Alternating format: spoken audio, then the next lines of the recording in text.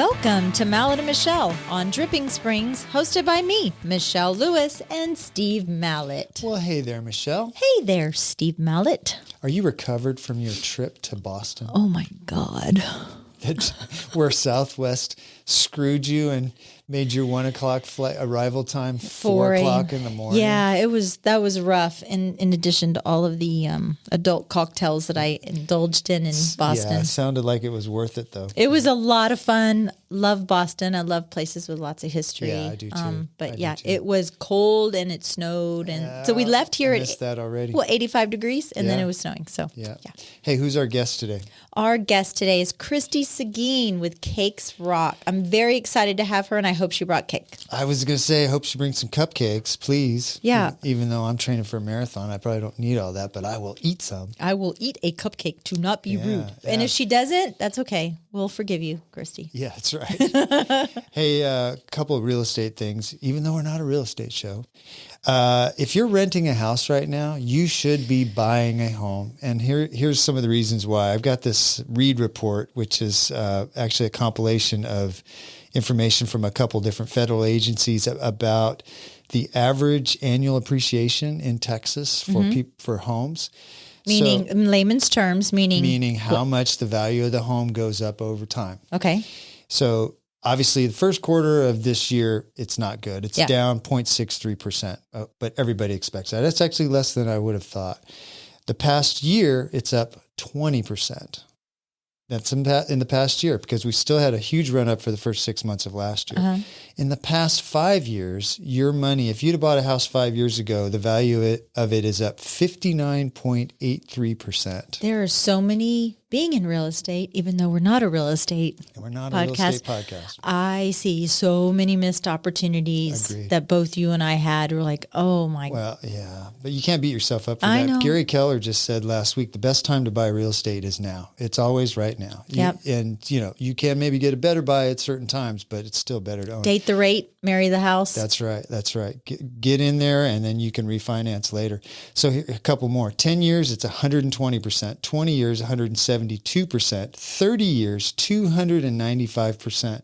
Since 1975, so the house, if you'd have bought a house in 1975 and held on to it for whatever that is, almost 50 years, 752% appreciation. We were listening to that, what was it called? The state of the, what did they call that? The state of the economy. Yeah, state of the economy. I was like, what? I just had a brain fart. The big E word. The big E word. And I saw one of the graphs, and in 1981, the interest rates, home interest rates, were 18.9%. What? And I was talking to Cedric, my little office mate, and Cedric said that was when my parents bought their house. People were still buying houses then. Yeah, at 18%. Isn't that crazy? But it was factored it in. It was, you figured out how much you could afford, and maybe you wanted back then $200,000 house, but you bought the $130,000 house because that's what fits your payment. It was interesting to see the trends. Maybe we'll post that. We'll post that slide. Yeah, it was very interesting to see those trends, because it's like, they were like, oh, okay, well, from this interest rate to that interest rate, that was a 5 to 10 year period. Right. It's like, oh, okay, well, that makes sense. Kind of what we were in, that was an anomaly, right? Yeah, that was crazy. Yeah, you have to throw the last 2 years out the window. None of that was normal. Yeah. What about, we'll go to the other end of things here, Hollywood homes, movie homes. I just was reading a story about the Home Alone house. Oh, yeah. It's in New York. Yeah, big 2-story red brick. The Colonial. Yeah, Colonial home. That sold recently. It sold in 2012, but this article was talking about, do movie homes sell for more than their neighbors? Well, I guess it would kind of depend on what the movie was. Like if it was Amityville Horror. I don't know that one sold for less. No. Well, but at the time when the Home Alone house sold, it sold for $2.2 million, which actually was slightly higher than its neighboring houses. It was worth a little bit more because it's a celebrity home. I was I saw something about that Home Alone house, and they were saying, what the heck did Kevin's dad do in order to afford that house? Yeah. To go on first class tickets to go to Europe, and he was a congressman, I think. But some other notable movie Hollywood Homes, the lavish estate from Scarface. Oh, remember that in the is that where is that? It's in Florida. Oh, okay. I'm sorry. It's in Montecito. That was a movie Al Pacino was in. Yes, I was thinking of Godfather. Oh, no. Yeah, Godfather, because you can actually go visit that house. I want to go. Oh, really? Yeah, there's they do tours. Well, I'll talk about that in a second. But that house sold for $5 million. How about the house from Father of the Bride? Do you remember that one? Oh, that one just sold, right? $3.3 million. That one's in Pasadena. How about, did you like the movie The Notebook? Yes. Did you? I think all chicks did. Yeah. I don't think there's a guy out there that liked the movie The Notebook. Well, because you're heartless. That's true. That house, which is, I guess, a white house with blue shutters, and it's in Wadmalaw Island. I don't even know where that is. $2.3 million. And the house from Mrs. Doubtfire. Oh, that was in San Francisco. Yep, San Francisco house. That house sold in Pacific Heights, sold for $4.5 million. Well, that's just a normal house in San Francisco, to be honest with you. I mean, right? Well, that's true. Yeah. But it did sell for slightly more than their neighboring houses. When we were in Oregon last year, we went by the house in the Goonies. Oh, it sits up kind of on a hill. The Goonies is trending right now. Is it really? It is. Well, because the guy that Data that was in the Goonies, he just won an Oscar. Not for the Goonies. Not for the Goonies. No, for that indie film. Jamie Lee Curtis won an Oscar also. So that house is in. It's on the coast in Oregon. Is it Artesia? I think it's Artesia. But, while we were there was like an endless parade of cars, I totally would have people gone. getting out. Yeah, I went up there and taking pictures in front of the house. I tried to go see the house this past weekend of The Conjuring, but they didn't have any tickets. I wanted to go see that house. You had to buy tickets for it? Oh, yeah. Oh, God. Yeah, but so, my house was in a Febreze commercial.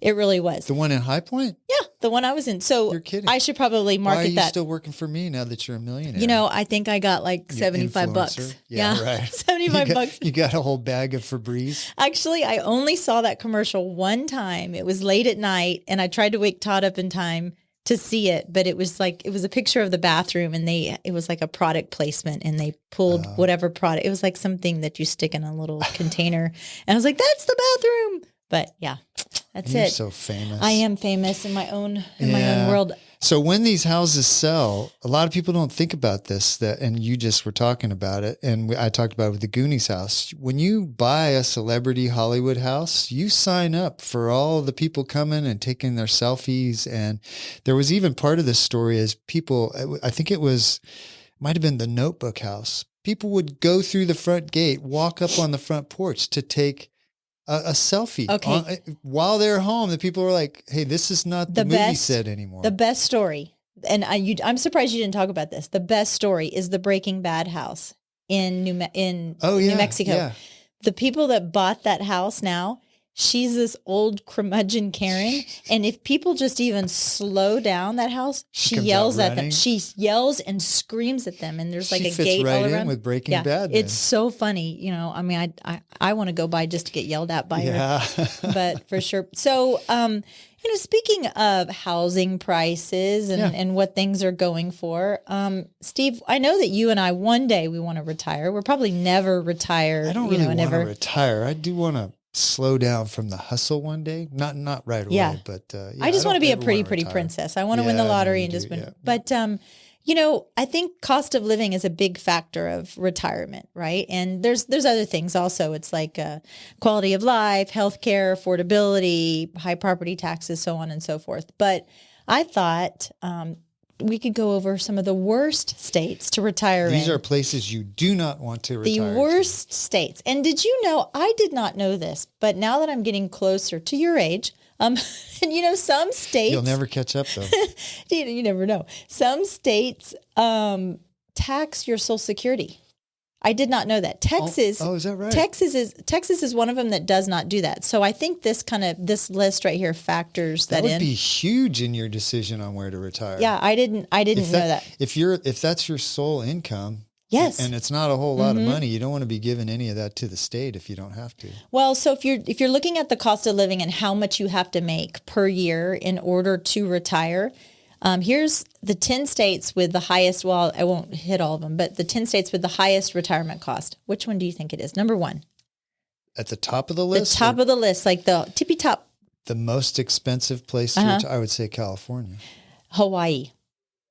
You need almost $100,000 in order to retire. Just to retire. Well, you're not doing that on Social Security. No, and then there's California, New York. It's a lot of Massachusetts, which I could see. It's a lot of, I guess predictable states. Oregon, predictable. As in the color of the politics. Oh, I didn't think no, but yeah. No, that's not where I was going, but yeah, that's probably true. Oregon, Maryland, Alaska, Connecticut, New Jersey, Rhode Island. But when I was I looked at a whole different list, and this was just like the high cost of living, that list I just went through. One of the things that I also went through was your healthcare, your affordability, your quality of life. So I saw another top 10 list, and at the bottom of that list was Arkansas. And you and I had brought up Arkansas before because of the beautiful lakes and everything, but the high property taxes there. It's same thing in Maryland, Washington. They say Illinois, they don't recommend that. Did it say that they're higher on average than Texas? Yes. Really? Yes. Illinois, they also factored in the harsh winters and the crime rate. Louisiana, the crime rate. Oklahoma, poor healthcare, high crime rate. Mississippi, New Jersey, but the number one on this list that kind of factored all of those in was Kentucky. Was the worst place? Was the worst place. Yeah, and Interesting. With poor healthcare, and I guess when you're in that season of your life, access to good healthcare when you retire. Absolutely. For sure. Yeah. So, so really, what you're saying is, when you retire, we should just stay here in Dripping Springs. Absolutely. And if you need an agent, call Steve Mallett. That's right. That's right. Hey, do you have any of your vinyl records left from when you were a kid? I do. I do. You still have them? I do. I have my little 45s. Do you remember what your favorites were? I have a bunch of Elvis ones, and I have Hopelessly Devoted. Do you have Olivia Newton-John? Oh, wow. And I just pulled them out a couple of months ago. I'm trying to remember. There was one more. Oh, I also have the Mel Tillis singing the Whataburger song. I swear to God, it's a Whataburger 45. It's a classic. Yeah, it is. Mine were my two, and I had them until my now ex-wife made me pile all my records out onto the curb. Was "Smoke on the Water" by Deep Purple. Oh, did she burn all your stuff in the driveway? I had a poster of a almost naked woman leaning on a Lamborghini Murcielago. Oh no, it was a Lamborghini. Which model? Anyway, their fancy car that all the boys wanted when they were 14 years old. She made me throw that away and all my albums. But, and she made you throw your albums away? So I had about 300 albums. Yeah, and and they were in wooden boxes, all pressed together so they wouldn't warp. Oh. And she made me put them out on the curb with a free sign on them. I had a Smoke on the Water, and I had Let It Bleed by the Rolling Stones, which were two of my favorites. And there's probably some 60-year-old collector somewhere that's like, can you believe some idiot left these out on the curb? Oh. But the reason I bring that up is, in 2022, vinyl records outsold CDs for the first time ever. Well, I can't tell you the last time I bought a CD. Well, yeah, I think that's part of a trend. People are going to streaming music, especially like Spotify and Pandora, places like that. But last year, according to the Record Industry Association, 41 million vinyl albums were sold and 33 million CDs. Wow. So it's still, vinyl still, that's a lot of albums. Well, that short-term rental we had, that was part of my little thing. I put the record. Has anybody used the record player yet? As far as I can tell, no. You probably need to go put the needle in there, because I think I didn't put the needle. There's no needle in it? Well, No. I have the needle. I just haven't put it in there. But we have some records there. That's true. Yeah, we got some good ones too. We got Stones and you know what? Linda Ronstadt. We're going to put the needle on, and I'm going to go get that Whataburger record, and we're going to record it, and we'll put it on our Instagram. Yeah. So there was some speculation about why vinyl albums have had this resurgence in interest, and one of them is they're mostly fueled by indie rock fans that think the quality of the music on vinyl is better than digital. There's nothing like listening to a radio and hearing that cracking. You know what I mean? You know that sound I'm talking about? Well, like that's that part just of the nostalgia of it too, Yeah. is hearing, it's like you almost feel connected to when it was recorded, right? Because it's not perfect. Did you ever play your record backwards, like Stairway to Heaven No. and bleep, bloop, bloop, bloop, devil, bleep, bloop, never bloop, done devil, that. Satan, I've never bloop, done bloop. that. Yeah. Yeah. The revenue for vinyl last year was $1.2 billion, which is, I think, still a lot of money. And you'd think streaming would kill vinyl, but it hasn't. It's actually done. It's doing very well. That's Record really stores interesting. are coming back. Yeah. It's kind of crazy. Is the one in Dripping Springs still open across? Record store? Steve. Yes. It's Oh, yeah, that's right by the Pizza Hut. I don't think it's there I don't think it is either. Cause I think I drove by it the other day and I saw there was like a table. CBD dispensary now. They're all over the There is place. that too. Yeah. And then downloading music, which is interesting to me. Remember just like 5 or 6 or 7 years ago, you had your whole like iTunes list Yeah. of music that you paid 99 cents for. Well, that part of the market is down. Only 3% of the total music market now is people downloading. And in 2012, it was 43%. So 10 years ago, almost half of the music purchased in this country was people buying it 99 cents at a time to put on their phones. My kids tell me I'm probably the only person left that still subscribes to Sirius Radio. I think you are. I don't know. And they said, it sounds like crap. It sounds like you're in a tunnel. And then I have Pandora and they make fun of me for Pandora too, which I'm a Pandora lover. I like Pandora. I like it do too. You pay for Pandora? Yeah. I pay like $5 a month or whatever. I have a Well, cause free. I don't want to listen to the commercials, but my kids all have Spotify and I'm like, I like to just organically listen to music. I like to just sometimes whatever pops up, but I also like to listen to news. I can listen, whatever. But yeah, I am a little old school in that sense to where I want to just kind of roll the dice and whatever I do like it plays. that. The only thing I don't like about Pandora sometimes, like I like Outlaw Country Radio, which is one of their channels, and they play the same 25 songs. So you over skip and over. it.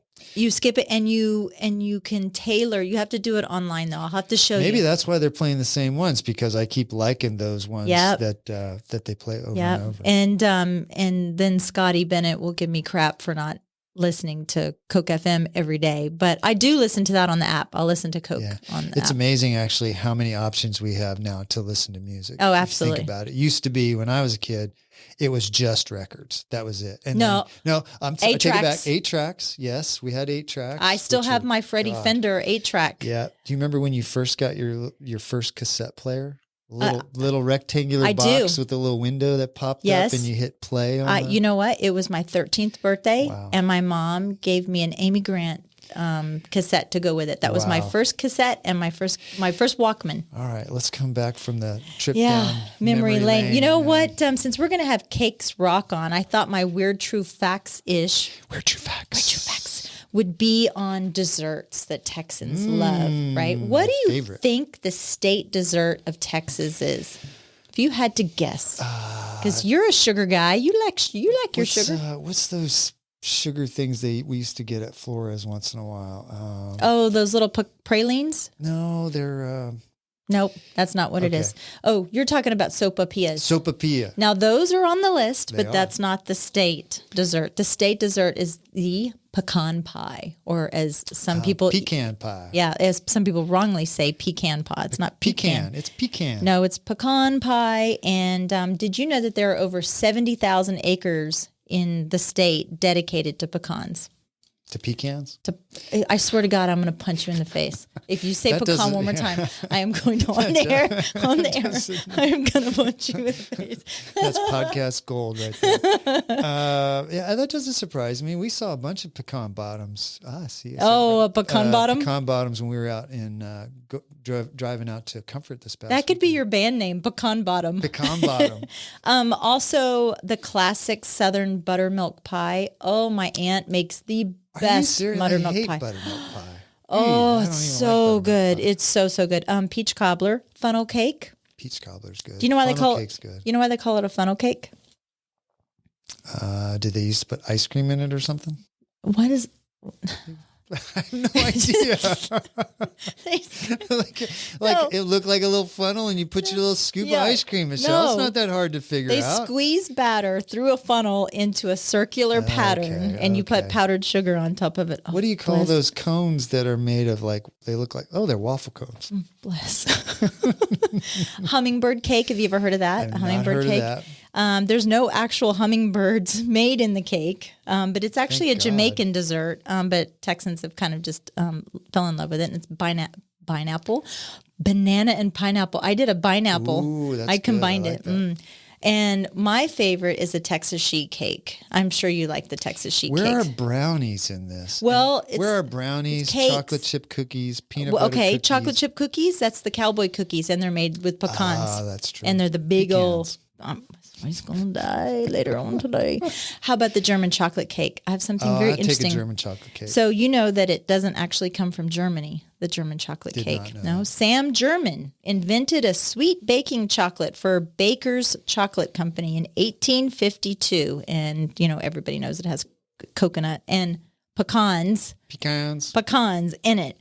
But here was one that surprised me. The last one I'll do: frozen bananas. Now, I thought frozen bananas were just to be made into banana bread later or thrown away until you're like, I'm never making banana bread. They get too mushy. You put them in a bag, you put them in your freezer, and a year later you throw them away. Then you throw them away. Yeah. Yes. But in Austin, downtown Austin, is the only frozen banana stand. And it's called, I'm going to get this wrong, I'm going to get it wrong. Banana Trist, I think is what it's called. But it's almost like a sundae, and you can put any type of toppings you want on it. I think it's a food trailer. We'll tag it in there, and they'll comment and tell me I said it wrong. Frozen banana. It's got like fudge and nuts and cherry. Yes. It's probably like a banana split. But it's a frozen banana. Yeah. So there you go. But now, so she better bring us cake now. I'm actually hungry after all that. So let's take a little break and get Christy in here and talk about all her experience with Cakes Rock. This portion of the show is brought to you by the Mallett Integrity Team of real estate professionals. They are based in Dripping Springs and bring you over 45 years of combined experience helping people reach their hill country real estate dreams. When you want the best in town, call them at 512-829-2062 or look them up at mallettintegrityteam.com. And now, here's Steve and Michelle. Welcome, Christy, with Cakes Rock. We are so excited. Steve, she didn't bring us cake. Oh, you're right. I didn't. I just noticed.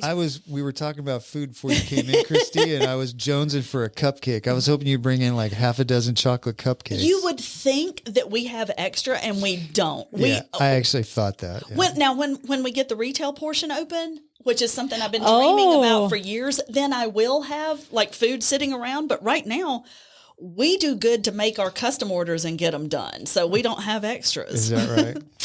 Well, no field trips for you then. Disappointed. Here's my disappointed face. I'll just eat my ketchup flavored sprinkles from Trader Joe's. I'm gonna get some of those. How long ago did you start Cakes Rock? Well, Cakes Rock as a company started in 2013 in South Carolina, but I decorated my first cake when I was 5 years old. Oh, geez. So I always did it on the side for fun throughout the years. And when South Carolina passed the cottage laws, that means that you can sell from home, and you did not have to have a commercial kitchen for certain items. And at that point, I was like, oh, I can sell these from home. And by that time, Facebook had become a thing, and I made a sculpted cake for my niece. My niece was turning 11, and I'm a former horse girl, and she's a horse girl, and she had gotten a beautiful Palomino horse named Sky. So I thought for her 11th birthday, I would make her horse. It's okay. Sorry. I do it all the time. So I talk on my hands. I'm sorry. So I made this sculpted horse cake, and I didn't think much about it. I just, popped it up on Facebook, like, look what I made for my niece.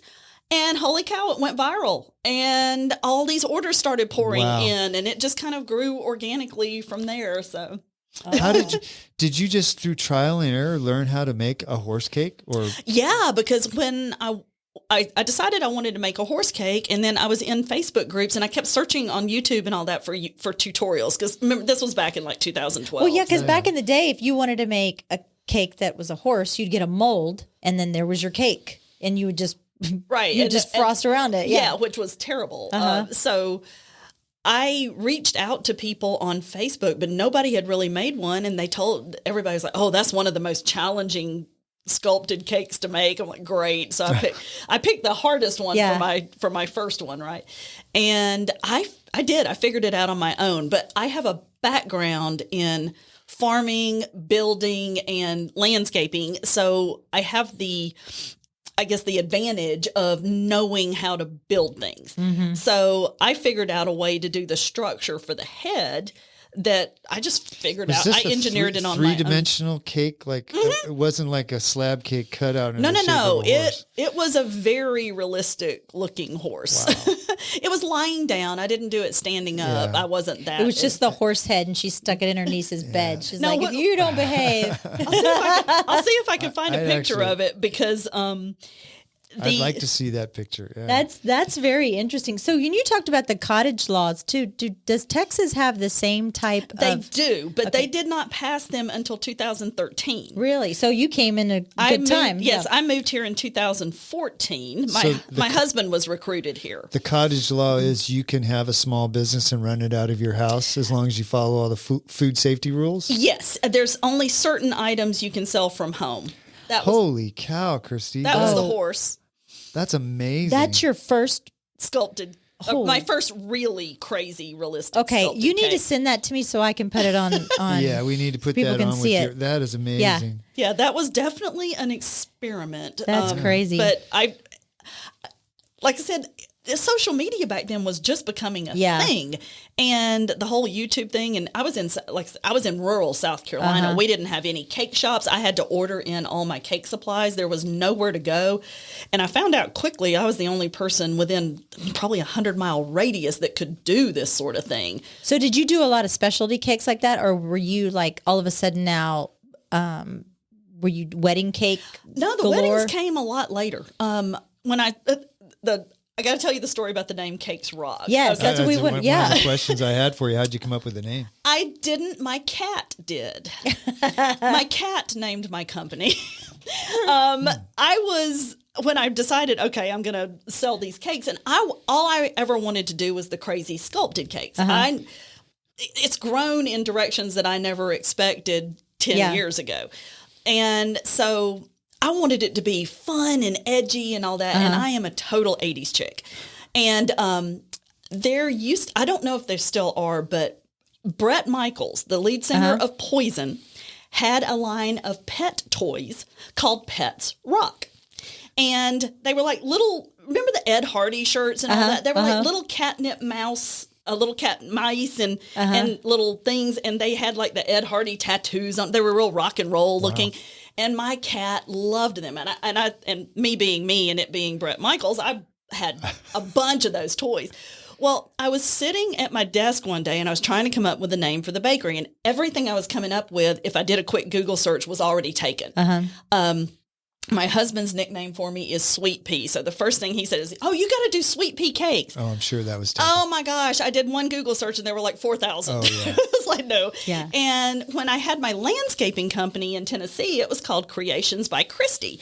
And I thought, well, I could, maybe go like do Cake Creations by Christy. There was one of those, and it was even spelled the same way as my name. So I was sitting there just trying to figure out, like, what can I name this company?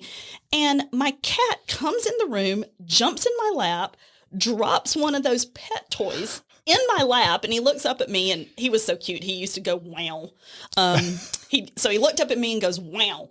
And I looked down, and I thought, Pets Rock. And then I went, oh, my God, Cakes Rock. And Steve was envisioning your cat on your keyboard, like. So that's what I was thinking. Yeah. My cat was named Jukebox. He lived to be 20 years old. He was my little feline soulmate, and he was just so cute. Well, here's his legacy right here in little old Dripping Springs. Yeah. So. Where do you get the inspiration for most of your cakes? Are most of them like somebody comes in with an idea and then you create, or almost all of them? Yeah. We're kind of at the mercy of what people order. Okay. We don't have a lot of time now. I mean, back in the day, I used to I wanted to make the horse. I chose to make the horse. I don't get to do that now because we're just too busy. So I have cakes that are on my bucket list, meaning that I hope somebody orders it so I get to make one. Yeah. So why don't you say a couple of those now, and maybe somebody will come up with the idea and walk in the store and tell you to make do one. Baby Yoda, Grogu. No, I mean, Okay, a couple folks, people have, Baby Yoda yeah, on the a couple people have asked menu. me about him, but when they find out the cost that because the sculpted cakes are expensive. Yeah. They start around $1,000 and go up from there. Well, it's because of your experience as well. That's part of it, but even the simplest sculpted cake takes at least 2 days. That's what I was going to ask. From start to finish, how long does it take? It depends. One cake that we made took 2 weeks.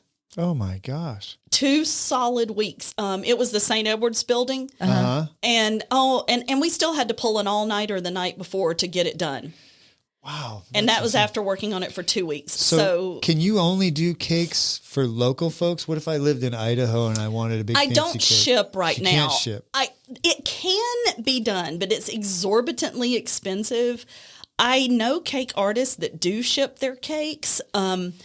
I've never done it. I would rather refer an artist that's near them because it's going to save them a ton of money. Yeah. Now, if somebody's willing, like, for example, I grew up in Georgia. I'm from Georgia. I've had people from where I used to live ask if I would come do a cake. Like, if I could make a trip out of it and do it there, I would do that. Boy, that sounds really complicated because you have to have all your tools, baking stuff, your tools. Yeah, wow. So when you said the sculpted cake, I was thinking the difference between just a regular, like a sheet cake, but the sculpted cake is just That's a three-dimensional. It's a work of art, three-dimensional. Your hands are on every little bit. So I'm looking at your website right here, and I'm looking at some of your examples of your sculpted cakes, and I guess also groom's cakes kind of come to mind. I'm making that one again this week. That is Iron Man. The Iron Man cake. That is one of the most stressful cakes I've ever made, look at and the I have puppy. to do it again.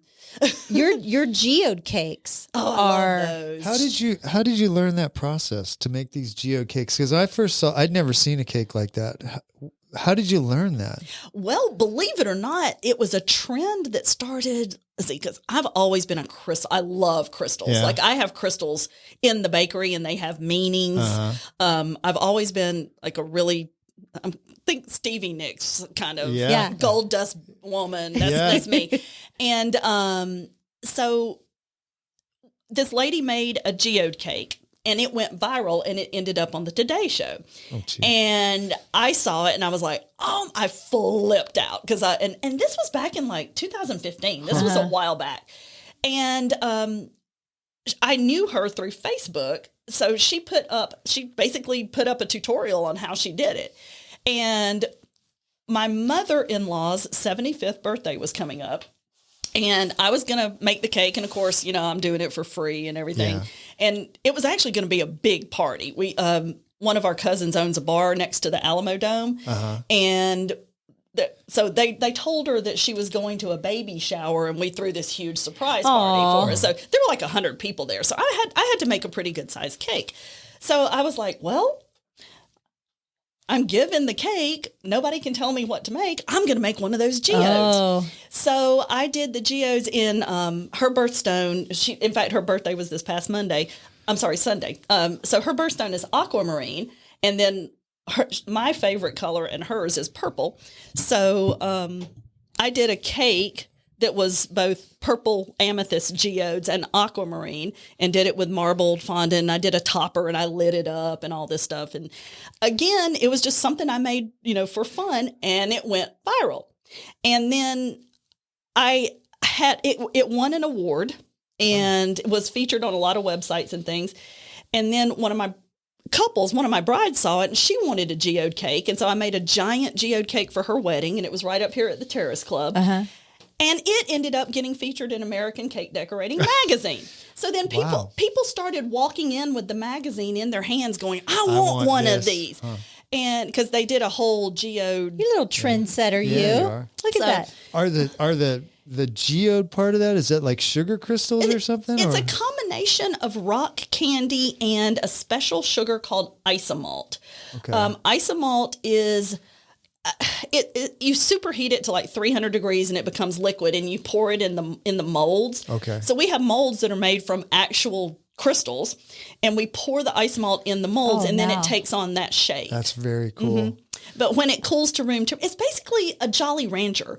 But the isomalt is a diabetic sugar. Okay. If you eat it, it has no effect on the glycemic index. Okay. You don't want to eat Healthy cake, Michelle. Oh no, that's what I was about to say. The problem is you can't eat much of it because, like many diabetic sugars, it causes stomach upset. Yeah. But the reason it's so great for cakes is it does not absorb humidity and melt like regular sugar does. So it's not as hydroponic. So if you use regular sugar, it'll just, in this humidity, it would just like start to drip melt. down the cake. You have some amazing cakes on your website. Is there CakesRockAustinTX.com. Absolutely. You could see some of these cakes. Amazing stuff. Is there anything that you've been presented with that you're like, I don't want to make that? Oh yeah. There's a lot of cakes that we make that would not be our favorite thing. Yeah. But you know what? Our job is to make the client happy. Yeah. And if that's what they want, that's what they get. I don't argue with them at all. We did this one wedding cake. I thought it was the ugliest thing I had ever seen. We were looking at it and we're like, this is awful. And we deliver it, and the bride was so happy with it, she cried. There's a lot to be said post for a going to picture. experts and trusting and saying, hey, what do you think we should do? Instead of, you do one wedding cake your entire life and you come up with the creation yourself. You're like, you're probably not going to get that right. So I would have come to you and said, hey, Christy, what kind of cake should we have for a wedding? I like chocolate. Tell me what we should do. Yeah. Mm-hmm. Well, a lot of people, the number one word people come in with is simple. I hate that word. The line from The Princess Bride, that word does not mean what you think it means. Yeah. So especially with weddings, most of them are just simple. They just want simple white cakes with flowers on them, which is great because that's probably 75% of the wedding cakes that we do is very simple, but delicious. And they're beautiful. Once you get the flowers on them and everything, they're beautiful. But the ones that we love to do are the ones that are more of a challenge, that are different and unique. And more creative. You have your creative stamp on it.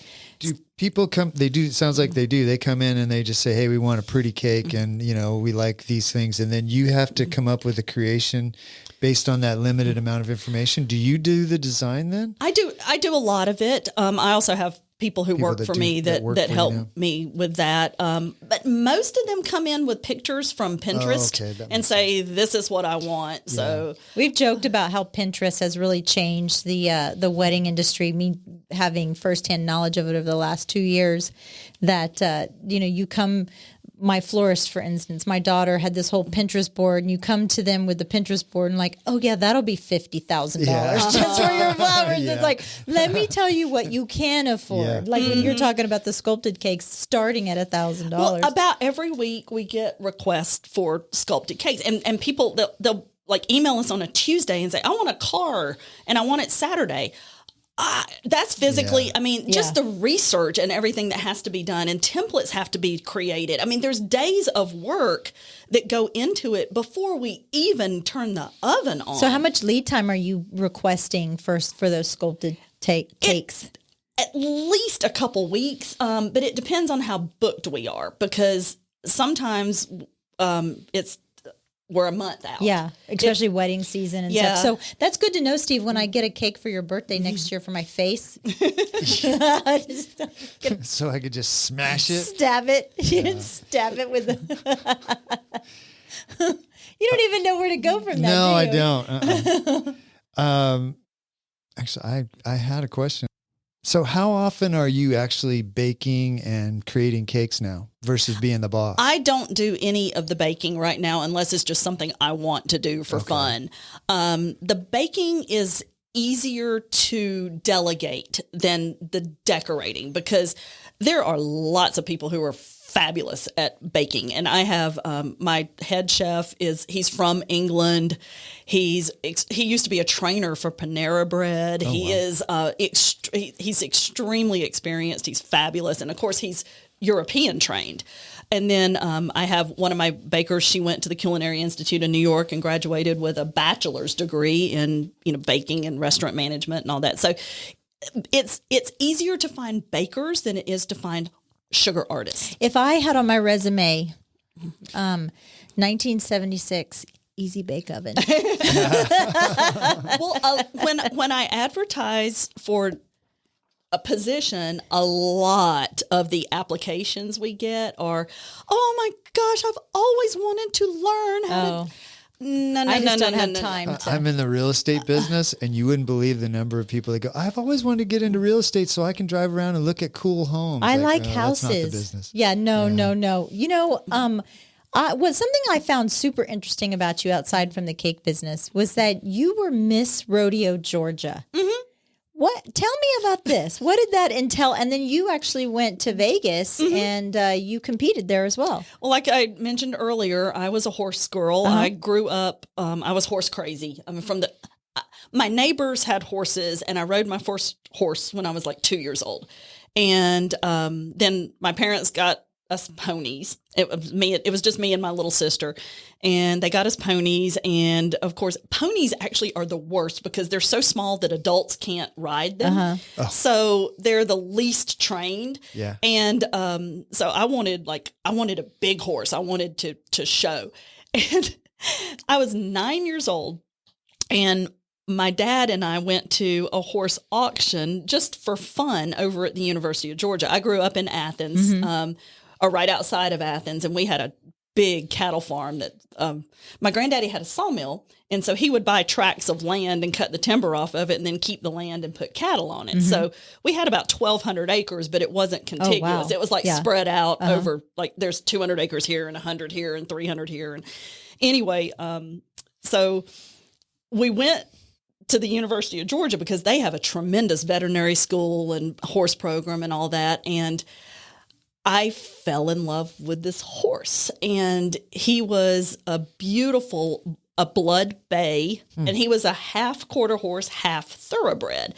And I don't know, there was just something about him, and I just fell in love with him. And it came up for auction, and I was like, Daddy, let's get him. And so my dad was kind of half-heartedly bidding, and he was really good bloodlines. His grandsire was $1 million winner on the racetrack and all that stuff. And one of the top horse trainers in the area was bidding against us. And I was kind of like pulling on my dad's sleeve, like, keep bidding. And the auctioneer was like, oh, come on, Daddy, give the little lady her horse. And the other guy went, okay, I'm out. Oh. And my dad's face he was just like, oh my God, we just bought a horse. We didn't even have a trailer to get him home. We had to figure out how to get him home. And he was only 16 months old. And, they're not trained until they're 2 years old. So here I was 9 years old with a 16-month-old horse. And I basically trained him from a baby. And I had him till he passed away suddenly when I was 36. Oh my gosh! I had him for 27, and we still don't know what happened. He just my Where dad. Where was he when he passed away? He was at your dad's property. He was on our farm in Georgia, and my dad went down to feed him, and he was just lying in the pasture. We don't know what happened, but that's probably that's one of the hardest losses I've ever taken. Yeah. We grew up together, but he was just such a smooth, beautiful, and he ended up being huge. He was always the biggest horse in the ring, and he was just so smooth. Like when he would trot, I could just sit the trot, and he was just great. And so we did a lot of Western pleasure, and he was really good at trail and reining and stuff like that. And then when I graduated and I went to the University of Georgia, I joined the Block and Bridle Club, which was the agricultural club at Georgia. And they decided to have a Miss Rodeo Georgia pageant. And of course, they were all like, oh, Christy, you got to enter. I did on a whim. I entered on a whim, and I won it. and was kind of like, whoa, okay. And so I had never been on a plane. So I got to fly to Las Vegas. And back then they used to have the the Miss Rodeo competition at the National Finals rodeo. And but you didn't have your horse with you. No, that's another whole story. So what are you competing? Is it like a beauty show out on mud wrestling? It's mud wrestling. Kind of like a beauty pageant on horseback. I mean, there's interviews. I love pageants. I think that a lot of my skills that I learned was doing pageants. The pageant circuit. Because I used to do a lot of pageants when I was in high school and everything. And just, training for the interviews and the presentation on stage and learning how to speak in public. I just think it was tremendous training. Oh, I'm going to sign Steve up for a pageant now. Yes, please do. Mr. Dripping Springs. I get the big sash. Yes, you do. So the competition, though, was, like I said, I didn't get to take my horse. What we did was when we got there, they passed a hat around and you drew a number out of the hat. That number corresponded to a horse you've never seen before in your life. Wow. And you had to get on that horse and go ride an AQHA reining pattern. And there's certain standard patterns. Well, I drew the worst, craziest, wildest horse. The girl who rode, each horse got ridden 4 times. The girl who rode the horse behind me, before me, did not finish the pattern and got off him crying. Oh, no. He wouldn't stop. He was a big, huge, and his mouth was what they call hard. Like he didn't respond to the bit. Reins, And I got on him and I finished the pattern, but he almost ran through the wall. Oh. I mean, he would not stop. He was crazy. That doesn't seem fair. It seems like they should pay to trailer your horse out there. Yeah, or it seems like an unfair advantage if somebody gets a nicer horse. Yeah. But it was crazy, and I had a bad draw. I got a bad draw on that horse, and I don't think I would have won anyway because there was an unspoken rule that no one from east of the Mississippi was allowed to win Miss Rodeo America because rodeo is a Western thing. Well, you know what? You were Miss Rodeo Georgia. It was Yeah, fun. that's right. Oh, it was a tremendous experience. Yeah. And then on the other end of the spectrum, you had a stint in bodybuilding too? Mm-hmm. Tell us about that. Oh, my joke is there's only 2 things in life I'm good at, and that's sports and sugar. We know you're good at sugar for sure. I've been an athlete since I was little, and I played every sport in high school. I was MVP of basketball, state all-state softball, and I was undefeated state track champion. Oh, wow. My entire high school career. For what events? Sprints. Oh, yeah. I was very fast from point A to point B, but point B can't be very far Yeah. away. Like I would rather die than run distance, but I was fast and I won state my freshman year and kept it through the time I graduated. Wow, and Christy, man. and I won long jump. Long jump was my other favorite event. But then when I graduated and went to college, I actually had scholarship offers for basketball. But they were all from small schools, and I wanted to go to Georgia because I'm a Georgia Bulldog, and I was like, I had academic scholarships, and I just didn't back then. Again, this was 1987. There weren't as many opportunities for women in sports back then, and so I felt like I should choose my academic career versus trying. I was afraid if I played ball that it would damage my academics. what were you going to school for? What was your Business. major? Oh, well, that helped out, didn't it? And you got your master's there as well. My master's is in marketing and sport management. Because I love sports, and that's really what I kind of thought I would go into. You managed health clubs for a while? I did, yeah. That was my first job out of grad school. So tell us the truth about health clubs, too.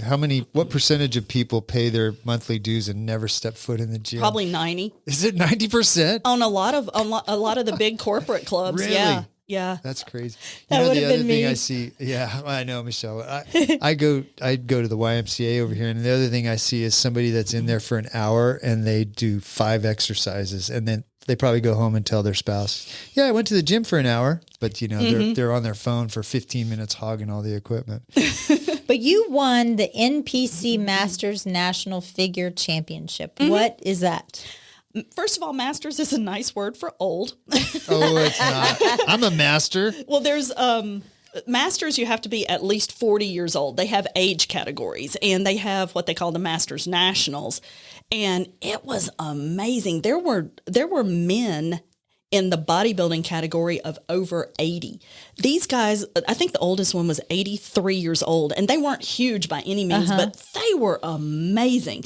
And in the women's category, I think we had 40 to 55, and then, or maybe it was 40 to 60 and then 60 and over. I don't remember, but I was in, we went by height classes. Okay. So in bodybuilding, they judge you by height, and then they bring the winners of each class back for the overall. And because believe me, a 6 foot person, they carry their muscle a lot differently than a short person does. So I won my height class, and I didn't win the overall, but I won my height class, which I was class C. I'm 5'4". Me too. Yeah. 5'4". And it was awesome. I've heard a lot about that world being dominated by steroids. Did you find that there was a lot of steroid use in that? Not in, yes, but more in the men. Yeah, I could see that. Although in the women's bodybuilding, they really have to take a lot of stuff to get that big. It's very few women that genetically can carry that kind of muscle. Like, I would love to be more muscular. I'm the only woman you know who wants a bigger butt and thighs. I have trouble keeping muscle on. Like, if I don't go to the gym, I will shrink. You said in your bio, I still lift weights almost daily and try really hard to not look like what I do. And Steve, which cracks me. Well, up. Steve took it as, being because when somebody says, "Yeah, I bake cakes for a living," I hate to say it, you just get this image, right? in But your you know head, what and I you took are it as? nothing like the image that I have. But you know what I took it as? Because she was a bodybuilder, I took it as you lift weights every day and you try really hard to not look what you do, because there are some women who lift the weights and they look like, they just have those features where you're like, oh, they need to lay off. Not unless they're taking something. Yeah, and that's that doesn't happen. That doesn't happen from lifting weights. That's what I took it as. When I read that, I took it as that. No, I don't want to look like, like you bake cakes every day. Well, the joke, never trust a skinny baker. Yes. That's not true. Yeah. Take it from Christy. I hate the term skinny. That's offensive to me. I want to be fit and healthy, and skinny, I don't like that word. So. Good for you. Can I use that on Michelle? Because she calls me skinny all the time. In fact, today she said my little noodle arms. So. No, noodle arms and chicken legs. Get it right. Get it right. Don't be a hater, Michelle. You're such a hater. I'm not a hater. It's tough love. Yeah. Okay. So, Christy, you've got some big plans now. What's in the future for you?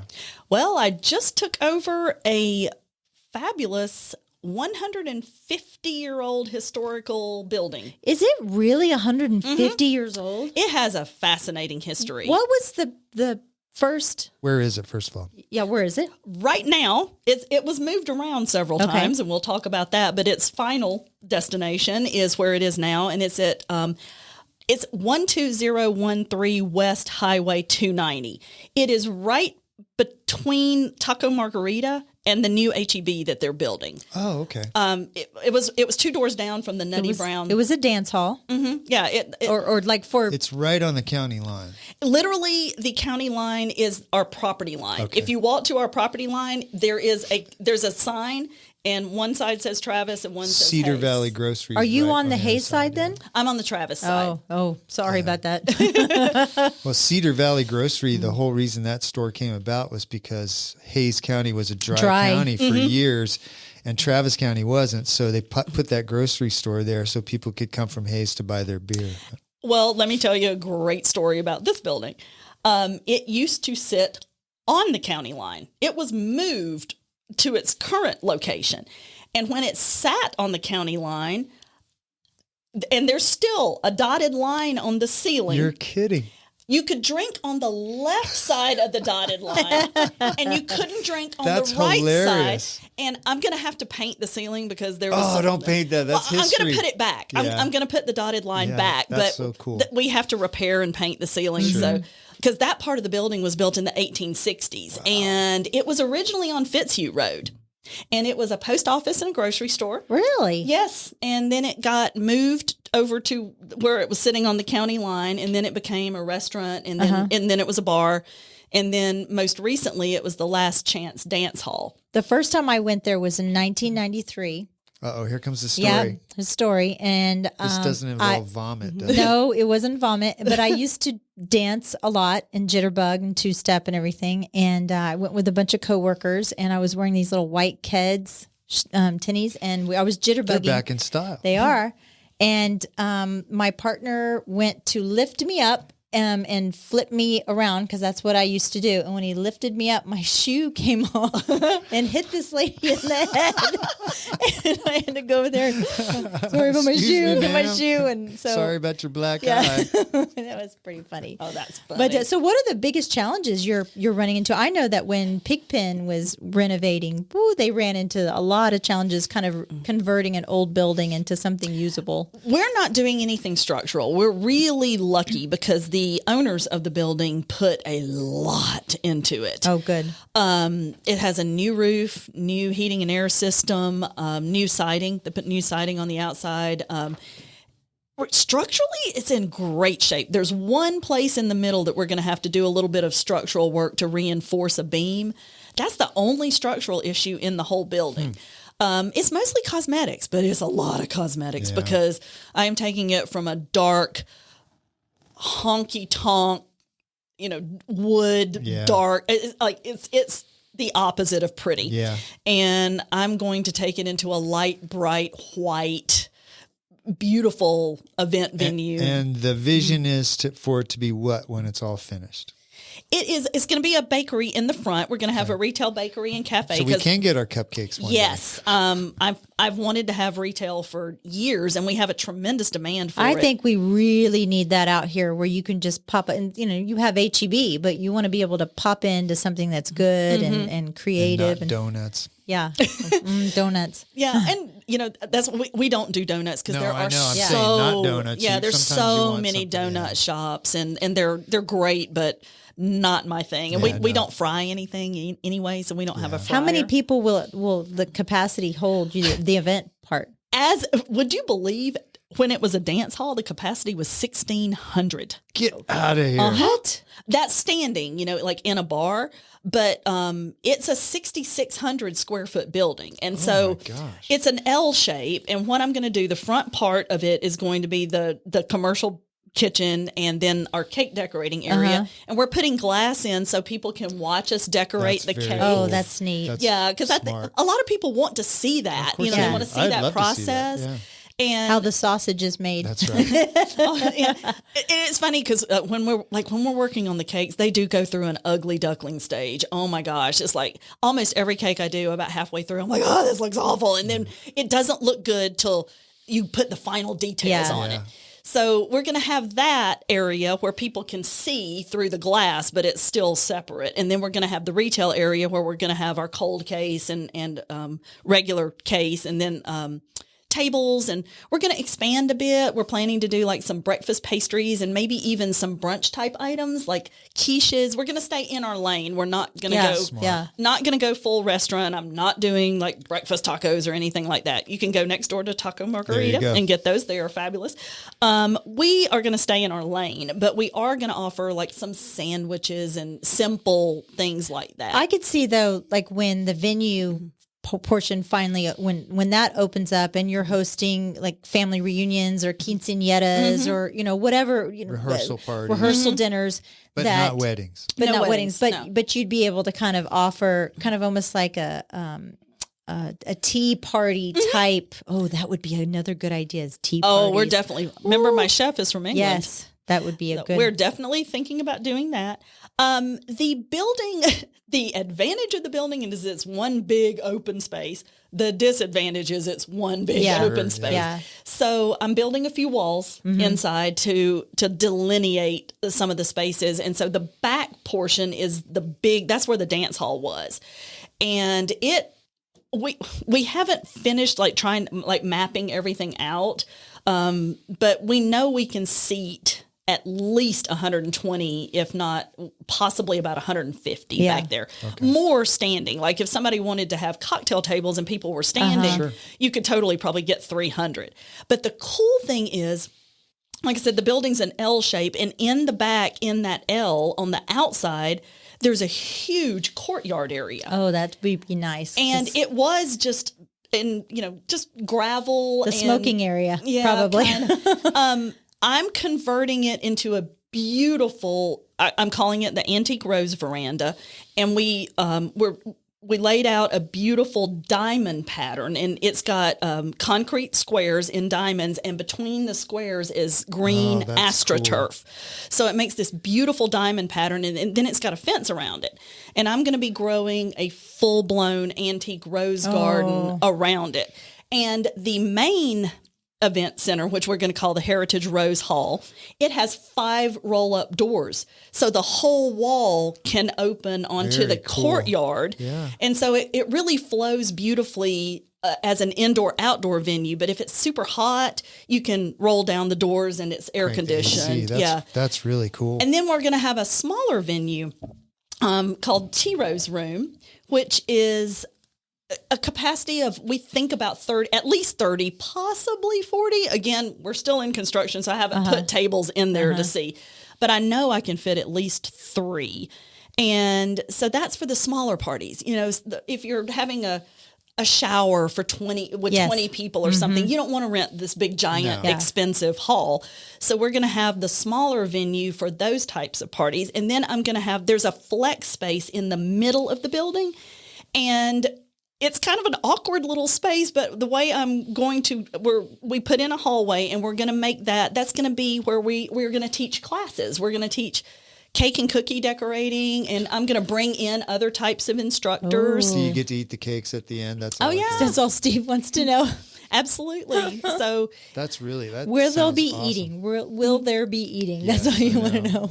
And then we also have an outside pavilion as well. That I didn't realize that spot was so that big. What is your targeted opening date? I'm hoping June. Oh, wow. Yeah. We've got an event booked on May 6th in the big hall. So we're moving right along. I took possession of the building the first week in February, and of course we were in the middle of the ice storm.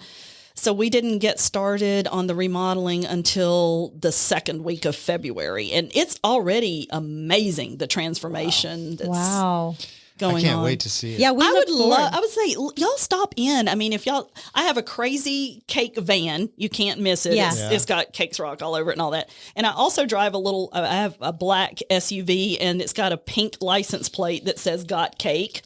So now you know, if you see Got either Cake one of those, town, that's Christy. Seriously, stop in. Because like I said, a lot of people have never been inside that building, and it's an iconic building. And I didn't even realize the history. I think what would be cool is to have something kind of almost written up either on your when your website gets up and running, or there's a plaque or something in there that just kind of tells about the history of it, because that's really neat. I'm having the website built. We're nowhere close to having it done because we can't take any pictures. We have no content. Oh, yeah. Because, like I said, it looks awful right now because it's in the middle of construction. It looks like it's kind of like what you're saying. Your cakes. I hope you're taking pictures of the process. I'm documenting. That's always fun to see. Yeah. As a matter of fact, today, do you know who Blingle Lighting is? Mm-hmm. Blingle's out there today, and we're having, you know what those permanent Christmas lights are on the houses? I'm having those put on. They have 30,000 color combinations. Oh, my God. And so the whole roof line of the building is going to be lit with these lights. And like, for example, if somebody's having a baby shower, we can make them blue or pink. Oh, wow. If somebody's having a Texas themed party, we can do burnt orange. If somebody's having a Dripping Springs party, we can do burgundy and gold. You can do a Christmas party. We can do Halloween. It's the lighting is cool. It's all computer controlled, and there's just infinite combinations. I see this venue being used a lot through Dripping Springs schools, because I know, like, through the sport, like when we were in cheer or football, like at the end of the year you have your banquets, and it was really hard. Even though we're the wedding capital of Texas, you don't want to go spend $7,000 for 2 hours to have your wedding, your sport banquet or whatever. And the wedding venues are so booked. You know, it used to be traditionally, like, say you got married on a Saturday, well, you'd have the rehearsal dinner there on Friday night. Now Fridays. Now weddings there Friday. I delivered a wedding cake before I came over here. And this is Tuesday. Ever since somebody's getting married today. Oh yeah, at Jester King. Wow. Ever since COVID, the whole day of the week thing went out. I mean, it's like people will get married on Monday, Tuesday. Tuesday. Trying to catch up, I think. Well, the venues are booked Thursday, Friday, Saturday, Sunday. So they can't host the rehearsal dinner. So we want to be a resource. And you're close. Yeah, very, you're very close. Yeah, within 10 minutes of our building, there are at least 12 wedding venues. Oh, yeah. I think I heard, was it Pam that said there's 39 wedding venues? Oh, there's more than that. Yeah, I think that's just in the Dripping Springs. That may be in Dripping Springs proper, but in the area, there's at least 5 or 6 dozen. Yeah. All right, we're almost out of time, but I got a question for you. Your pro tips for amateur bakers. So I have a friend, Tiffany, that I run with, and she says baking is science. It is. Yeah. That's why I'm not a good baker. It's because probably true, because you're one of those, a little bit of this, a little bit of that. Yeah. That's the way I cook. Yeah, that's the way I cook. Yeah, I'm totally... I'm Southern. I always joke that I went to the Mama and Grandma School of Country Cooking. But the baking, it is a science. If you put too much baking powder in it, it can cause the whole cake to collapse or something. So what do you see amateurs, the biggest tip is if it says tablespoon, each tablespoon is actually different. Like every tablespoon that you buy is a different design and a different amount. Weigh your ingredients. Convert the ingredients to grams and weigh everything in grams, because a tablespoon is always a certain number of grams. But if you grab a different spoon out of the drawer, it's going to be different. It can be a whole different. You could put in like 30% more and not realize it. Yeah, and that can throw off the whole. Or just recipe. go buy it from Christy. From Betty Crocker. Just go buy it. Yeah, that's one big thing. We make everything from scratch. We do not use box mixes. We do not use any kind of Jell-O or artificial junk like that when we make our cakes that have fruits in them. Like our strawberry cake batter is literally built from strawberries. Wow. We start with strawberries. We don't do any kind of cake mix, anything like that. It is, and we don't use any shortening. It's all butter. So everything we make is super high quality. It is more expensive to do it that way. So we cannot compete with the big box stores on price. We're going to be a lot more than that, but the quality is tremendous. Yeah. I'm sure, have you had people that have called you up and asked for a price range and they said, for a cake, it's that much? And they're not your clients. Most people are super respectful. A lot of people will be like, whoa, I wasn't expecting it to be that much. But then they'll say, what can you do for this budget? Yeah. And we can design something within most people's budget. I mean, our least expensive custom cake is going to start around $80 to $100. Yeah. Which is very reasonable. Yeah. I mean, it is, obviously something with a lot more decor is going to be, more than that. Our average cake is probably around $300, which that's a healthy budget. That's a lot of money to spend on a birthday party or something. Well, yeah, but a lot of times those cakes are for very special occasions. Exactly. Weddings, 60th birthday parties. You didn't give me a cake. Thank you very much. Yeah, we're not where you're probably going to want to come grab a cake for, just the kids had a ball game and you want to give them a cake afterwards. That's not us, which is fine. There's a place for every type of bakery. And we are definitely, I love to say that we are in the love business, because every single occasion that has a cake is because somebody is loved. Oh, I got you a cake, You Mallet. did, you did. I I got was you a messing with cake you. the week before. You did. And you ate half of look at it. Christy, she got all upset. He ate Pushed one half her of it. buttons. Because, think about it. If it's a birthday party, Yeah. everybody loves the birthday. Even like we've done divorce cakes. We've done some really hilarious ones too. But the reason it's still love because the person who is now divorced, their friends love them and they're coming to support them. We've done cakes for end of life celebrations. Just any occasion that has a cake, I'll get is you because of love. I'll get you a funeral cake. That's what I'm going to get you next. When There you go. kill me? On that note, I'm getting you a Yeah. funeral cake. All right, Christy, one last question. How can people get in touch with you if they want to do a cake with you? Right now, the best thing to do is to go to our website, which is Cakes, CAKESROCK. A lot of people want to put the S after rock. Yeah, we It's almost did that. Cakes with an S, rock with no S, and it's CakesRockAustinTX.com. Okay. And then there's contact forms on there.